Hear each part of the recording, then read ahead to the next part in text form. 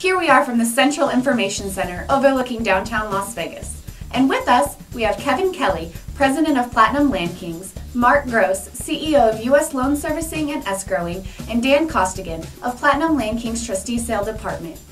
Guys, everyone seems to be asking questions about the trustee sale market. It seems to be a profit center in this marketplace, but few know or have the resources to do it right. Land Kings has a proven track record, so let's start by asking.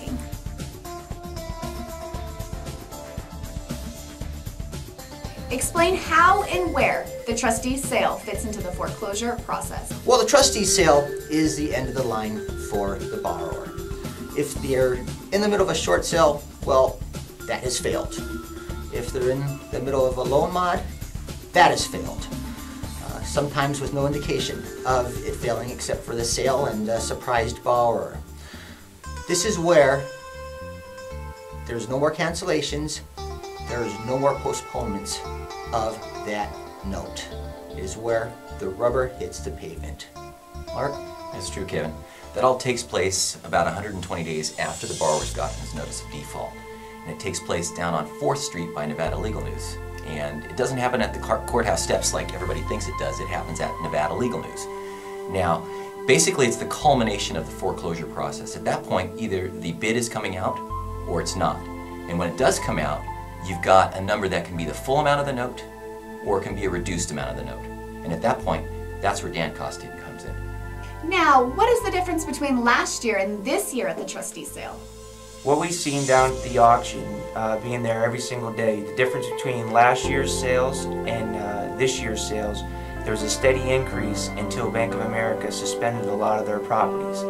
Going into the new year, we expect a lot of those properties to come onto the market. We'll have more inventory and we'll have more third-party sales. How long do you see valid opportunity at the trustee sale? My best guesstimate is we've got 2 years worth of inventory lined up in the computer. After that, it's anybody's guess, but from here on out, we're going to be pushing to get as many properties as we can. What is the most important thing to know about purchasing at the trustee sale? The most important thing to know is know your product. Do your research. Do your homework. Because all sales are cash and all sales are final. Kevin, you're absolutely right. We've witnessed day after day multiple groups come down to the auction and buy second mortgages. They buy houses with mold in them. They don't view the properties and just buy them blind. Sometimes they buy houses that are burnt down. We have an extensive team in place that spends hours upon hours doing research. We work hand in hand with one of the best title companies in town to make sure the property is free and clear of any encumbrances. We have runners that go out and view these properties on a daily basis, and the most important thing is, know your product.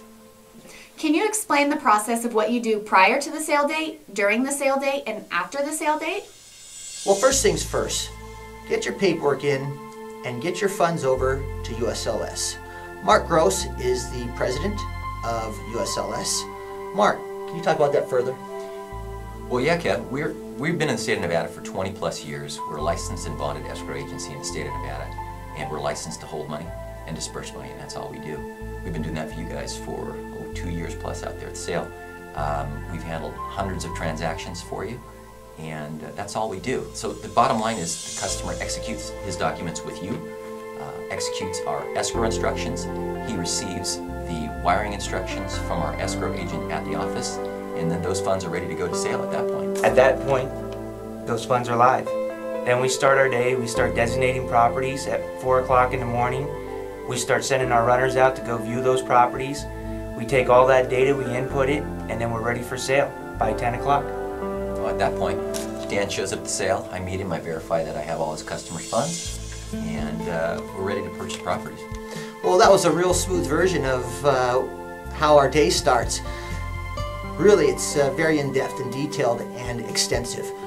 At the end of the day, the most important thing to remember is he who has the most information at the trustee sale wins. Explain what happens at the trustee sale. What is the time frame for receiving the deed, title insurance, and overage funds?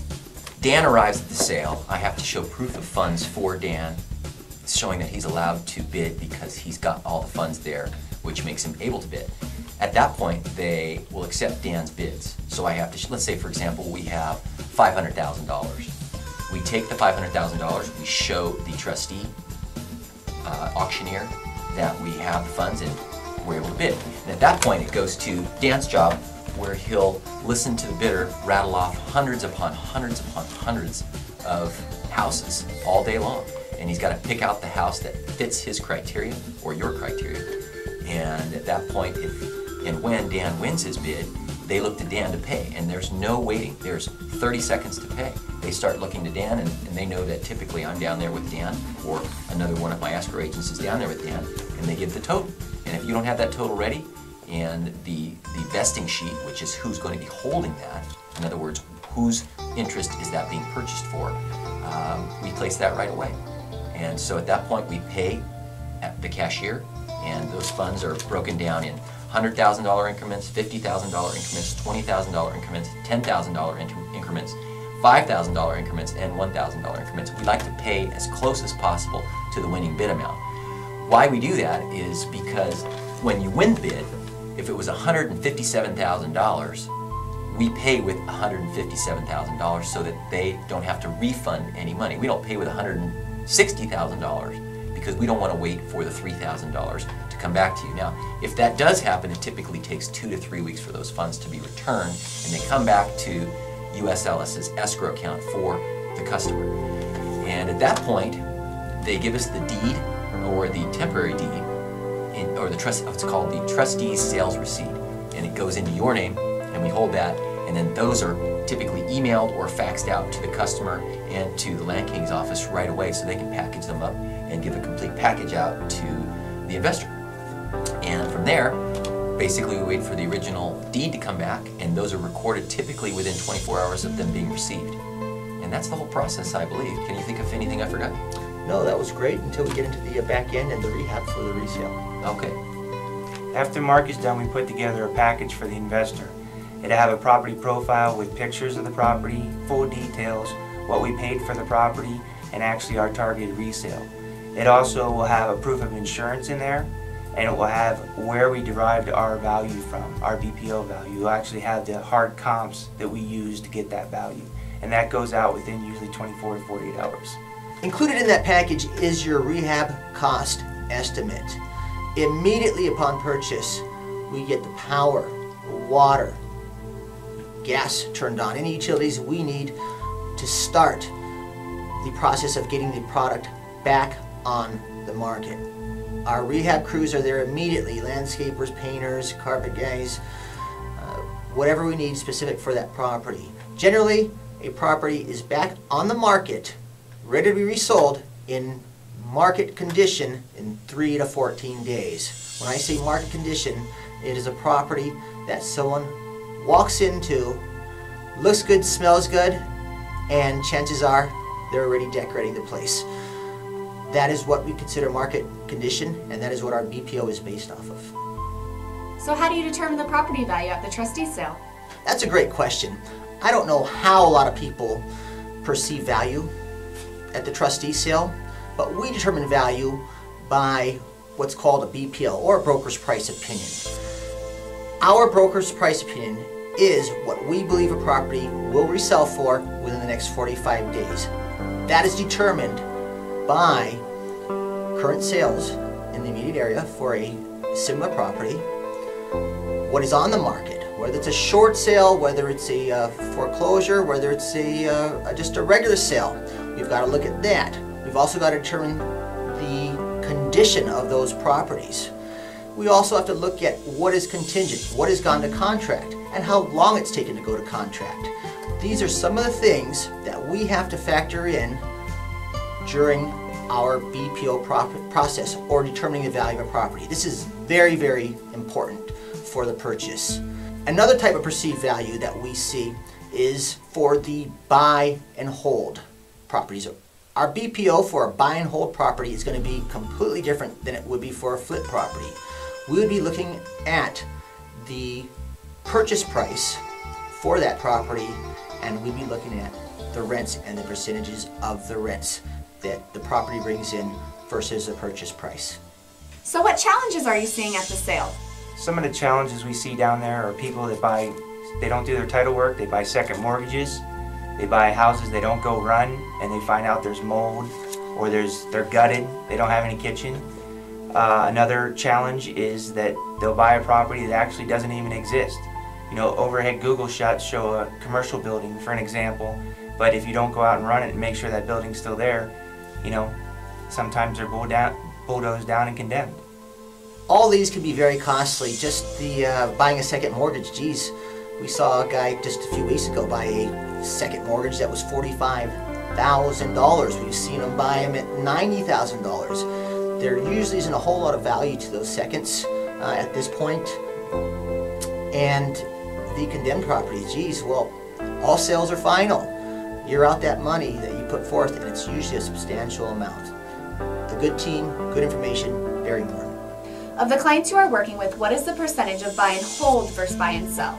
A majority of our clients buy and sell or flip the properties.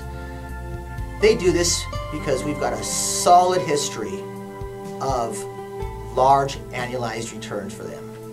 Now a smaller percentage, buy and hold, they do this based off of the great rental yields that Las Vegas has to offer. What is the average ROI or return on investment you are seeing for those flipping or for those holding? The average rate of return that we are seeing for the buy and hold properties is 10 to 15%. Now that is based strictly off of the rental income. It is not based off of speculated appreciation. Now the average rate of return that we are seeing off of the buy and flip properties easily doubles that. Many consider Las Vegas to be the epicenter of the foreclosure and banking crisis. What are the two most important things you would tell someone wanting to buy at the trustee sale? Well, the first thing I would tell you is that all economic indicators and current data point to money still to be made in the foreclosure market. Now the second thing I would tell you, no matter what city you're in, is have a team around you that has the most information for where you're working. And also put a team around you that has a proven track record.